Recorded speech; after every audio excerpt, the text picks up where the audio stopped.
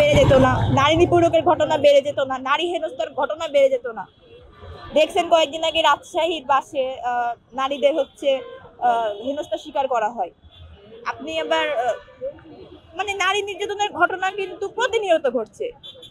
তাহলে আমি কি বলবো এখানে, যে একটি রাষ্ট্র তার নারীদেরকে নিরাপত্তা দিতে ব্যর্থ। সেই নারী দিবসে আমি আমার আসলে মনে করি না যে আমি এই রাষ্ট্রে নিরাপদ আছি। কারণ এই রাষ্ট্রে প্রচুর পরিমাণে আইন শৃঙ্খলার অভাব, প্রচুর পরিমাণে নারীদের নিরাপত্তার অভাব, প্রচুর নারীদের নিরাপত্তার জন্য যে সকল কার্যক্রমগুলো আসলে করা যেতে পারে রাষ্ট্রের আসলে সেই বিষয়ে কোনো ভ্রুক্ষেপই নাই। আমি জানি না আসলে তারা কি করে। তারা যদি নিজের জায়গা থেকে যদি কিছু দায়িত্ব পালন করতো তাহলে কি আজকে নারীরা এত ধর্ষণ হতো? নারীরা কি মানে রাস্তাঘাটে জায়গায় কি এত হেনস্থার শিকার হতো? আপনারাই বলেন, তাহলে তাদের আসলে কাজ কি? আমরা মনে করি আমরা যে আজকে জড়ো হয়েছে এই জায়গাতে আপনাদের মাধ্যমে বার্তা পৌঁছে দিচ্ছি যে আমরা চাই বাংলাদেশ নারীদের জন্য একটি সুরক্ষার জায়গা নিশ্চিত করুক। এখানে যেন কোনো রকমের নারী নিপীড়ক, নারী ধর্ষণের ঘটনা, নারী হেনস্থার শিকার যেন না হয়। এই যে স্বাধীন বাংলাদেশে আমরা নারীরা যেন ভালোভাবে বাঁচতে পারি। আমি নিজেকে এই জায়গাতে দাঁড়িয়ে কখনো বলতে পারি না যে বাংলাদেশের নারীরা সুরক্ষিত, নিশ্চিত। এর জন্য আমি নারী দিবসের শুভেচ্ছা আসলে আজকে কাউকে দিব না, কারণ নারী দিবসে আমার এটাই মানে বার্তা থাকবে। হ্যাঁ, আমি নারী দিবসে এটা প্রত্যাশা রাখি যে আপনারা যারা পরিবার আছে, আমরা যে সকল পরিবারে নারীরা মানে বসবাস করি, আমরা যে সকল কর্মসংস্থানে নারীরা কাজ করি, যে জায়গায় নারীরা সকলে পড়াশোনা করি, আমরা চাই সেই পরিবেশটা যেন নারীদের জন্য সুরক্ষিত হয়। তো এইখানে শুধু নারীদের এগিয়ে আসলে হবে না। আমি মনে করি যে বাংলাদেশের সকল স্তরের, বিশেষ করে সকল পুরুষ, সকল জায়গা পুরুষ সকলকে আসলে এগিয়ে আসা উচিত। নারীদের সুরক্ষাটা তাদের নিশ্চিত করা উচিত। এবং এক্ষেত্রে মনে করি যেহেতু আমাদের কন্যা শিশুর ধর্ষণের ঘটনা দিন দিন বেড়েই চলেছে, আমি মনে করি এক্ষেত্রে যে পরিবারের আসলে এখানে গুরুত্বপূর্ণ ভূমিকা পালন করার আছে। আচ্ছা, পুরুষের ন্যায় কি নারীরা? নারী দিবস উপলক্ষে একজন নারী হিসেবে যদি বলি আমার চাওয়া কি, তাহলে আমি বলবো আমাদের সমাজে শুধুমাত্র নারী পরিচয়ের কারণে একজন নারী বা একজন মেয়ে যে বৈষম্যগুলোর শিকার হয় সেগুলোতে আর সে শিকার হবে না। এবং আমরা রিসেন্ট টাইমে দেখতেছি যে নারীর প্রতি যে সহিংসতা সেগুলো খুবই বেড়েছে। ধর্ষণ, নারীকে হ্যারাস করা, টিজ করা, এবং আমরা খোদ ঢাকা বিশ্ববিদ্যালয়ে সেটা দেখছি, আমরা শাহবাগে দেখেছি।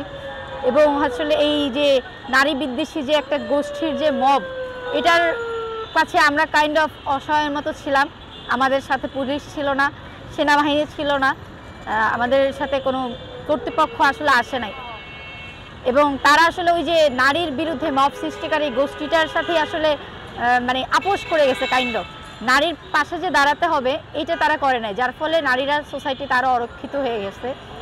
এবং নারীর প্রতি যে সহিংসতা, এটার মেইন কারণ আমি বলবো যে নারীর প্রতি যে মানে সহিংসতাটা হয় ওটার বিচার হয় না।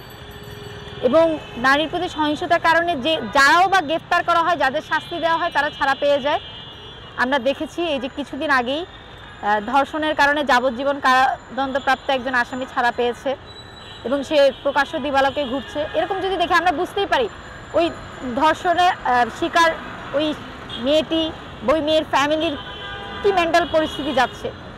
তো এই যদি হয় আমাদের আইন শৃঙ্খলা বাহিনীর ভূমিকা, এই যদি আমাদের রাষ্ট্রের ভূমিকা, আমাদের সোসাইটির ভূমিকা, তাহলে আমরা কী করে আশা করতে পারি যে নারীরা এই সমাজে পুরুষের পাশাপাশি সমান একটা অধিকার নিয়ে, ন্যায্য দাবি নিয়ে তারা মানে একই সাথে পথ চলতে পারে, এটা আমরা আশা করতে পারি না। এবং আমাদের সামাজিক বাস্তবতায়, রাজনৈতিক বাস্তবতা আমরা দেখি কি, যখনই হচ্ছে যে একটা অস্থিতিশীল করার চেষ্টা করা হয় রাষ্ট্রকে, নারীকে ব্যবহার করা হয়। এবং আমরা যদি রিসেন্ট ইটার দেখি যে আমরা জানি নানা মহল থেকে দেশকে অস্থিতিশীল করার একটা চক্রান্ত আছে দেশের ভেতরে, দেশের বাইরে, এবং সেটা টুল হচ্ছে একটা টুল যাকে ব্যবহার করলে আপনার হচ্ছে কি তার ক্ষতিপূরণ দিতে হবে না। কারণ আপনি আইন থেকে ছাড়া পেয়ে যাবেন যদি আপনার অর্থ থাকে, যদি আপনার প্রভাব থাকে, যদি আপনার রাজনৈতিক কোনো পরিচয় থাকে। আমি আসলে ঢাকা বিশ্ববিদ্যালয়ে পড়াশোনা করছি, দেশের একটা সিকিউর জায়গায় আছি। তো আমার কাছে যে প্রতিবন্ধকতাটা, সেটা একটা প্রত্যন্ত অঞ্চলের মেয়ের থেকে অনেক কম। ওই মেয়েটা কি ফেস করে সেটা হয়তো আমি ফেস করি না। তবু আমি যখন টিউশনিতে বের হই, এখন আমাকে বাসা থেকে বলে যে সন্ধ্যার পর যেন বের না হই। আমার নিজেরও কিছুটা ভয় লাগে যে রিসেন্ট রেপ কেসগুলোর পর, মানে আমি যখন রাতে টিউশন থেকে বের হই আমার ভয় লাগে হয়তো পেছন থেকে হয়তো কেউ কিছু করবে কিনা, বা কেউ ছুরি বের করবে কিনা, বা কোনো অনাকাঙ্ক্ষিত কিছু ঘটে যাবে কিনা। এই ভয় নিয়ে তো আসলে আমরা বের হচ্ছি। সবচেয়ে বিষয় হচ্ছে যে ব্যক্তিটা এটা করেছে সে হচ্ছে আমাদের ঢাকা বিশ্ববিদ্যালয়ের একজন কর্মচারী, আমাদের সেন্ট্রাল লাইব্রেরিতে তিনি কর্মরত, এবং শুধু হচ্ছে যে কি বলবো, তার বাবাও এখানে কর্মরত কর্মচারী হিসেবে এবং তার চাচাও এখানে কর্মরত। তো এই যে কর্মচারীদের বিষয়ের যে সিন্ডিকেট এবং এই কর্মচারীরা কিভাবে আসলে নিয়োগ হয় এটাও আসলে আমাদেরকে দেখাই দেয়, এবং কি ধরনের মানুষগুলোকে আমরা আসলে একটা ঢাকা বিশ্ববিদ্যালয়ের মতো একটা জায়গায় কর্মচারী হিসেবে নিয়ে আসতেছি, সেটা আসলে অ্যালার্মিং আমাদের সোসাইটির জন্য। নারীদেরকে সম্মান জানিয়ে আমি বলতে চাই যে 8ই মার্চ নারী দিবস শুধুমাত্র একটি দিনের মধ্যে সীমাবদ্ধ থাকা উচিত নয়, কারণ নারী সম্মানীয় মানুষ এবং ব্যক্তি। আমাদের সবাই তাদের যারা পুরুষ মানুষ তাদের সবার ঘরেই মা বোন রয়েছে, সবার কাছেই নারী জিনিসটি একটি সম্মানের বিষয়। তো সেই জায়গায় নারীদের যে সম্মানের প্রেক্ষাপটে যদি আমি বলতে চাই, তাহলে নারী দিবসকে শুধুমাত্র একদিনের মধ্যে আমরা সীমাবদ্ধ করতে চাই না। আমাদের বছরের 365 দিনে 365 দিনই যেন নারীরা সম্মানিত হন, তারা যেন মূল্যায়িত হয় সর্বক্ষেত্রে, কাজের ক্ষেত্রে, যাতায়াতের ক্ষেত্রে, চলাফেরার ক্ষেত্রে, সর্বক্ষেত্রে তারা যেন মূল্যায়নের। আসলে আমরা কতটুকু স্বাধীন বা কতটুকু নিরাপদ সেটা তো আজকের দিনে আমরা বাংলাদেশের পরিস্থিতিগুলো দেখতেই পাচ্ছি। যে নিউজগুলো আমাদের সামনে আসছে, যে ধর্ষণের খবরগুলো আমাদের সামনে আসছে, যে হেনস্থার শিকারের যে নিউজগুলো আমাদের সামনে আসছে, ওই জায়গাগুলো থেকে আসলে আমরা কতটুকু স্বাধীন সেটা বাংলাদেশের প্রত্যেকটা মানুষই বুঝতে পারছে।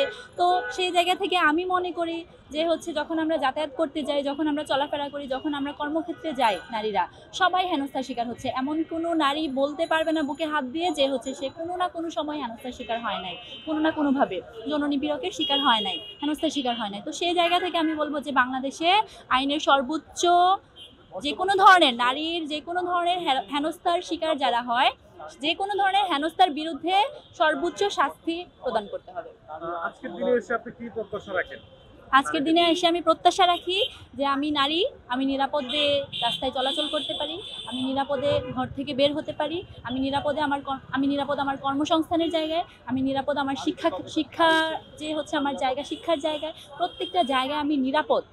সেই জিনিসটা আমাকে এনশিওর করতে হবে। এই এনশিওরেন্স আমি রাষ্ট্রের কাছে দাবি করছি।